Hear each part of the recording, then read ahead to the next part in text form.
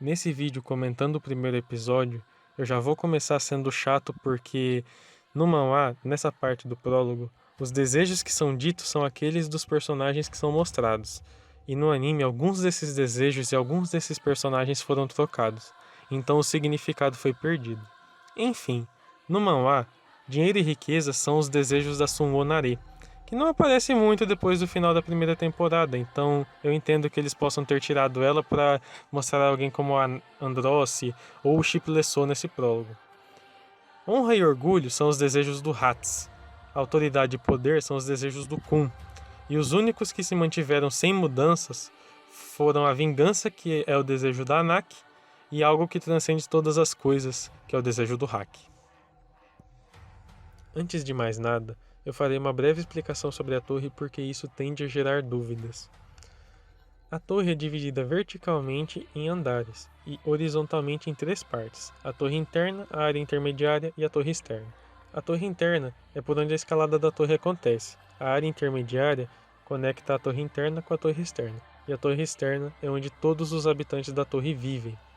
Idon, o guardião do primeiro andar, tem o poder de se teletransportar por todos os andares da torre, incluindo pela torre externa, escolhendo a dedo os habitantes da torre que são dignos de escalá-la. Esses escolhidos, os regulares, são teletransportados direto para o segundo andar, pois o primeiro andar não possui nem área intermediária nem área externa, pois é por ali que os irregulares entram à torre do mundo de fora, e é por isso que eles não estão sujeitos às mesmas regras da torre que os habitantes da torre estão. Durante muito tempo, essa primeira cena provocou muito debate entre os fãs, já que no manhwa, quando Ban cai por cima de Rachel, são as suas mãos que estão tocando o chão, e quando a porta da torre se abre, os dois são teletransportados juntos para dentro dela, colocando em questão se Rachel era realmente uma irregular ou não. Essa dúvida permaneceu durante muito tempo, até que o autor em pessoa confirmou que Rachel era realmente uma irregular. Por isso, eu entendo a decisão do anime de mostrar os irregulares entrando na torre separadamente, para que a mesma dúvida não se repetisse. E para quem achou estranho o Ban entrar num lugar como a torre só com a roupa do corpo, saiba que no manhwa ele entra armado com uma faca. Em uma das postagens do seu blog, o autor disse que os morais do primeiro andar dão dicas do que acontecerá no futuro da história de Torre de Deus. Então quem quiser ir fazendo suas teorias aí baseadas nessas imagens já pode começar. No manhwa, Idon menciona que faz muito tempo desde que alguém como Ban, ou seja, um irregular, entrou na torre. E também há esse quadrinho muito curioso, que vai ter um significado muito grande lá pra frente. No anime, Idon já sabia o nome de Ban porque, presumivelmente, Rachel já tinha passado por ali antes. Mas no manhwa, Idon não sabia e ao perguntar, Ban responde que 25º Ban, que Ban significa noite, é o dia em que ele nasceu.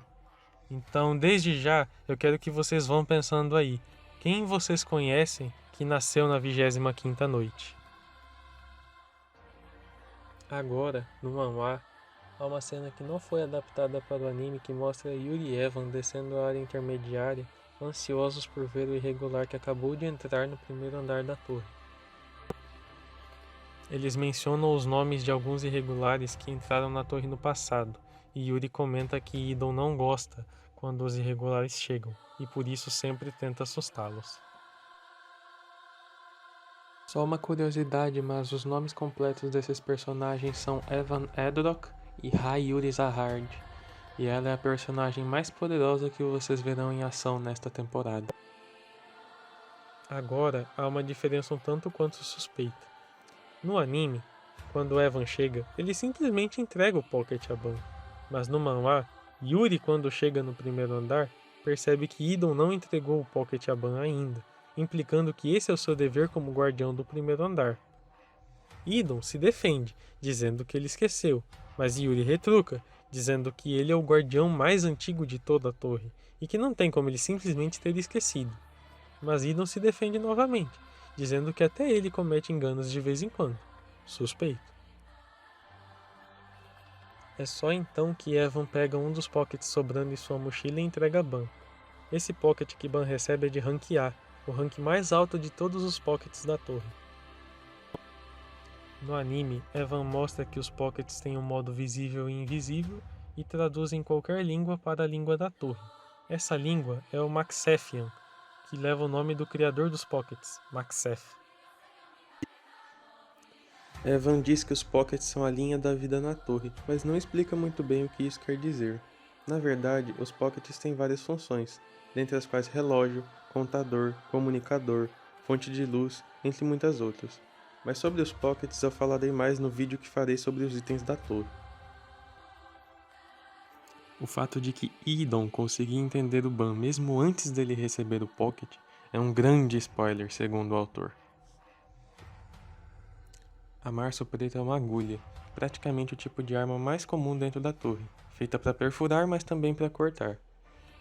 O motivo pelo qual as armas da torre são tão diferentes das do mundo de fora é justamente o Shinsu, que substitui o ar e torna armas como a grande área de superfície como espadas impraticáveis dentro da torre. Ela também é uma arma de ignição, que são ditas serem armas com almas dentro delas e que, quando ativadas, se tornam drasticamente mais poderosas. A Marso Preto em si é Rank B antes da ignição e Rank A depois da ignição. E, apesar de ser considerada uma agulha da melhor qualidade, ela não é a agulha mais poderosa e, na verdade, nem é a arma mais poderosa sob a posse de Yuri. No manhwa, enquanto Ban enfrentava Enguia Branca de Aço, os pensamentos de Evan são mostrados e, assim como no anime, ele não acreditava que Ban era capaz de seguir o caminho que ele tinha previsto. Por isso, Evan achava que Ban ficaria fugindo da Enguia Branca de Aço até perceber os seus limites, quando desistiria e Yuri teria que invadir a área do teste para salvá-lo, e depois disso, Ban teria que desistir de escalar a torre para sempre. Mas quando Ban se mostra destemido, Evan percebe que ele pode trilhar o caminho que ele tinha previsto.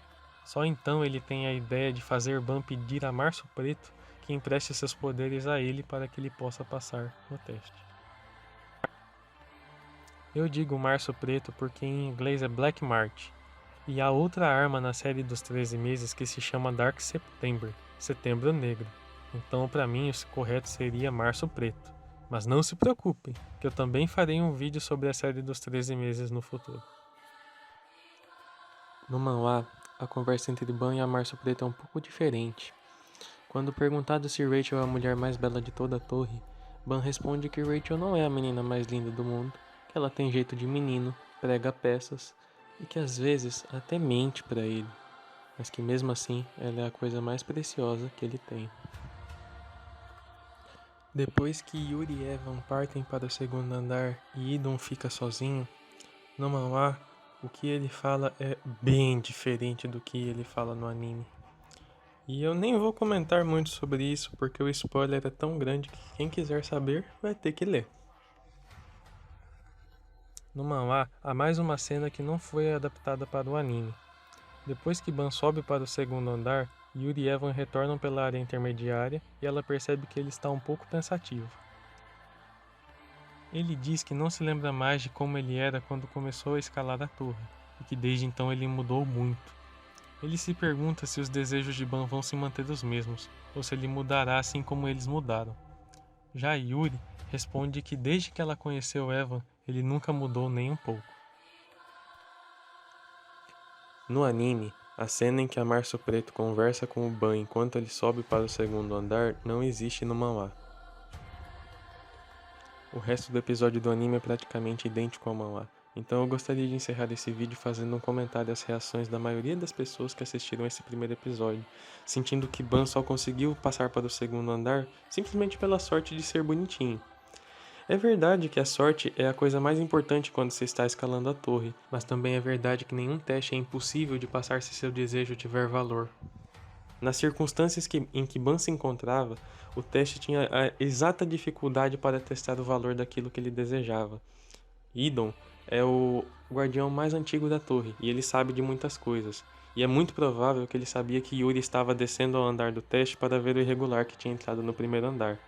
Então, sob aquelas circunstâncias, sob a possibilidade dele emprestar a Março Preto e a possibilidade dele conseguir fazer ela entrar em modo de ignição, o teste tinha exatamente a dificuldade que Ban precisava para passar para o próximo andar. Enfim, se inscrevam, deixem seu like e no final desse primeiro episódio eu acho apropriado perguntar: se vocês arriscassem a sua vida para subir a torre, o que vocês esperariam encontrar lá em cima?